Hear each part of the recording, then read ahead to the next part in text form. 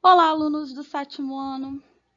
Sou a professora Ângela e trabalho na Escola Municipal Padre Leonel Franca, lá em Realengo. Bom, hoje vou comentar um pouquinho sobre o material de complementação desta semana, que vai de 11/5 a 18/5. Espero ajudá-los na realização deste material. Então, vamos lá? Na página 11 do material, estamos abordando alguns dos problemas ambientais. Para compreendermos melhor, devemos fazer um link com alguns assuntos já estudados. Ao longo da nossa história, o homem vem utilizando as máquinas para facilitar o seu dia a dia, o seu cotidiano, e também para contribuir com o progresso tecnológico e científico. Um exemplo disso foi visto anteriormente, com a invenção do microscópio, que possibilitou a compreensão e a diferenciação de um mundo de dimensões muito pequenas e até então desconhecido, porque era invisível.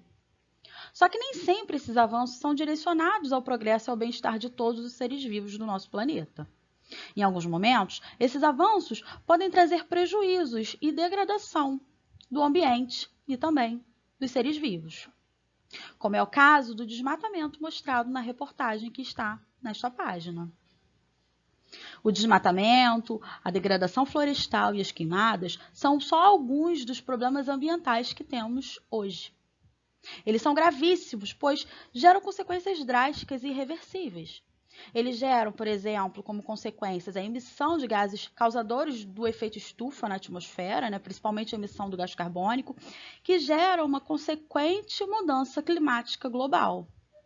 Ameaçam espécies de fauna, animais e flora vegetais existentes, causando inclusive a extinção de espécies que são endêmicas, que só vivem naquele local. Causam também a alteração do habitat que existia e que servia de abrigo para diversos seres vivos. Comprometem a oferta de água, que contribui para a perda de fertilidade do solo e consequente erosão. Afetam o clima local, pois há redução da umidade daquele local e uma consequente alteração do seu fluxo das chuvas. Esses fatos chegam a nos atingir e a influenciar também as nossas vidas. Então, a partir de toda essa discussão, vocês deverão ler a reportagem e encontrar no caça-conhecimento as palavras que complementam as lacunas corretamente. Nesse exercício, vocês conhecerão mais alguns problemas ambientais da atualidade. Não esqueçam de consultar o material didático carioca nas páginas 174 e 175, isso é muito importante para complementar o conhecimento de vocês, tá ok?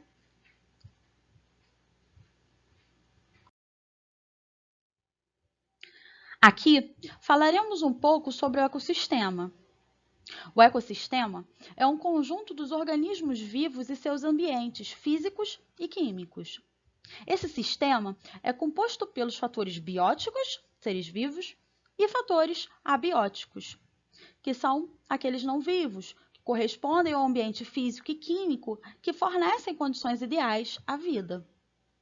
A leitura desta página vai levá-los à compreensão de que alguns problemas ambientais estão ligados aos fatores abióticos, como a poluição das águas, por exemplo, e outros há fatores bióticos, como, por exemplo, a introdução de espécies que não são daquele local, que são as espécies exóticas, mostrando que eles causam danos ao ambiente como um todo, pois um influencia o outro. Como forma de comprovar a interação, investigar essa interação também, vocês deverão realizar esse experimento seguindo as instruções determinadas. Lembrando que realizarão a germinação de feijão em 4 copos diferentes e cada um terá um objetivo distinto. Não esqueça de identificá-los. O primeiro você deverá regar todos os dias, não esquecer disso. O segundo você não deverá regar. No terceiro, você deverá colocá-lo em um local bem iluminado. E o quarto, colocá-lo em uma caixa de sapato. Vocês conseguirão observar, assim, a relação e a interferência destes fatores abióticos na germinação das sementes do feijão. Não esqueça de realizar os seus registros na apostila e, se quiser, no seu caderno também, desenhando, colorindo, botando bem bonito, que o professor vai adorar quando receber, tá ok?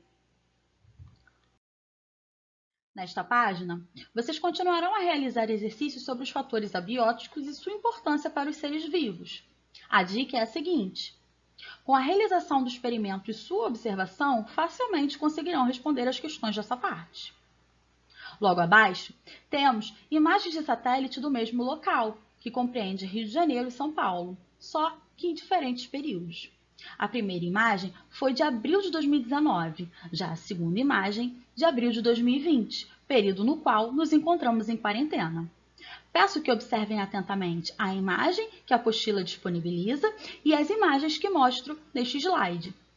Pensem no que possa ter contribuído para a redução da poluição nestas áreas.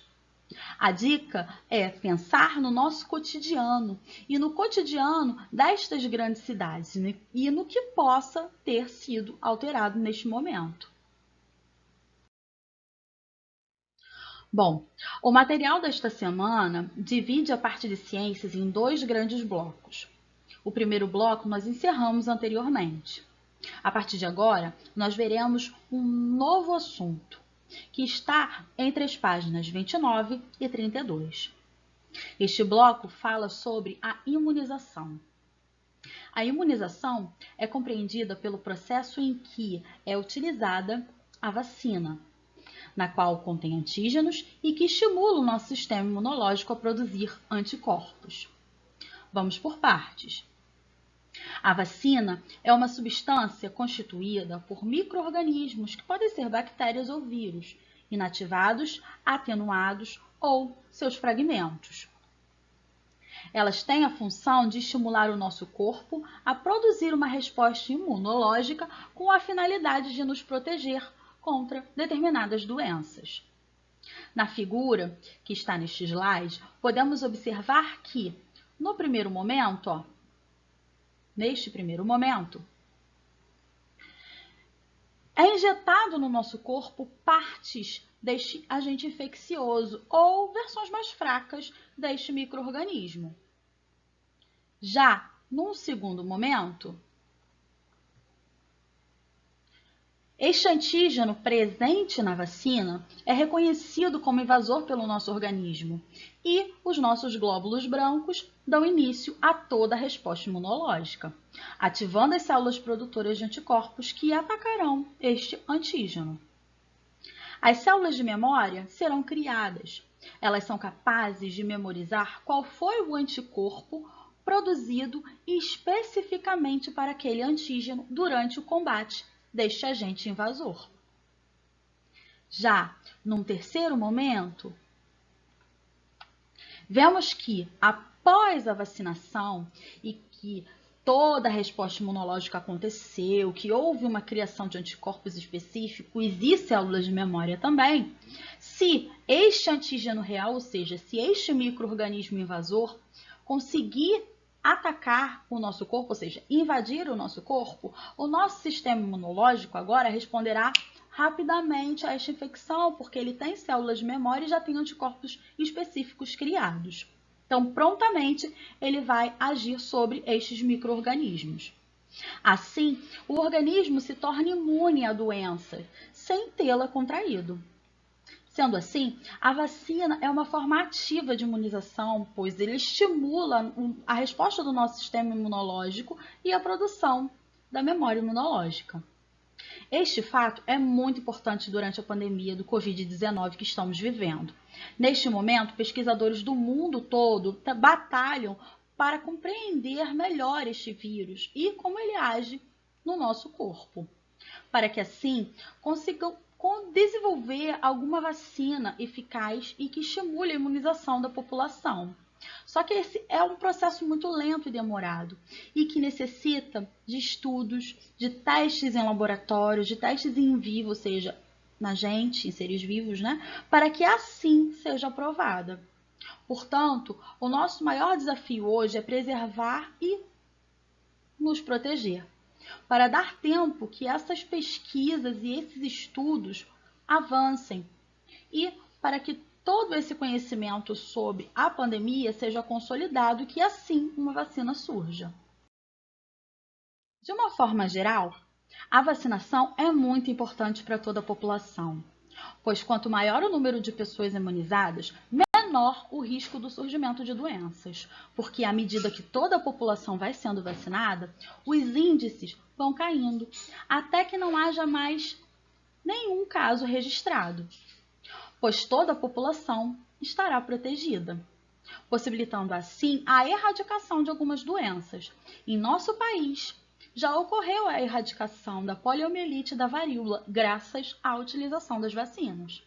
Atualmente, o problema no aumento do número de casos do sarampo no mundo todo demonstram a redução da adesão à vacinação, implicando no retorno de doenças graves e que já foram controladas desta forma. É por isso que existe uma presença constante de campanhas relacionadas à vacinação, com slogans que demonstram a sua importância. Você criará ao final deste bloco um slogan que demonstra a importância da vacinação. Capriche no seu slogan, ok? É muito importante. Neste slide, vemos outros benefícios da importância da vacinação, com a redução dos números de casos, como já falamos, a diminuição do número de hospitalizações, caso sejam necessárias, gastos com medicação, mortalidade, que é muito importante, e a consequente erradicação da doença. E por falar nas vacinas, como será que surgiu essa ideia?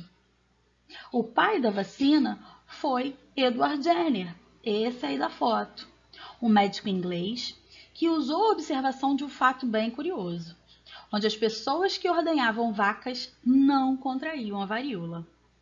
A partir disso, ele decidiu realizar um experimento, onde inoculou o pus da ferida da mão de uma ordenhadora em um menino saudável. Este menino adquiriu a forma branda da doença e logo ficou curado. Num outro momento, ele inoculou neste mesmo menino um líquido extraído da lesão de varíola humana e o menino não contraiu a doença.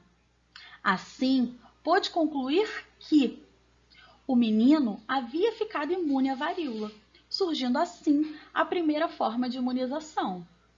Para saberem mais sobre as vacinas e ficarem craques no assunto, sugiro que leiam as páginas 161 a 164 do seu material didático carioca. Ah, e olha só, Edward Jenner se achou o cara e a vaquinha coitada nunca levou crédito pela descoberta. Com todo o conhecimento adquirido até aqui, a mensagem que trago a todos vocês neste momento é a importância de que todos nós atendamos às orientações dos órgãos governamentais de saúde, ficando em casa e se protegendo. Aproveitem este tempo para estudar, colocar tudo em dia, distrair a mente, ficar com a família de vocês. Tenham a certeza de que tudo dará certo. Até o próximo vídeo. Bons estudos!